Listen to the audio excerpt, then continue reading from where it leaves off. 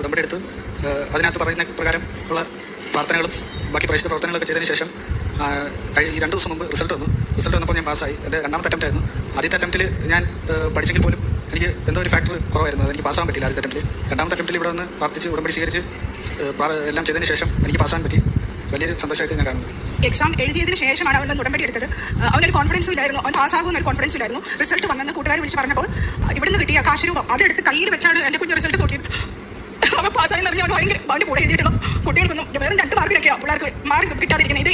ഇത് കിട്ടാതിരുന്നാൽ അവൻ ഇന്ത്യയിൽ പ്രാക്ടീസ് ചെയ്യാൻ പറ്റത്തില്ല. പക്ഷേ ആ കാശ് രൂപം പിടിച്ച് അവൻ റിസൾട്ട് നോക്കിയപ്പോൾ അവൻ പാസ്. അവനത് വിശ്വസിക്കാനേ ഇപ്പോഴും കഴിയുന്നില്ല.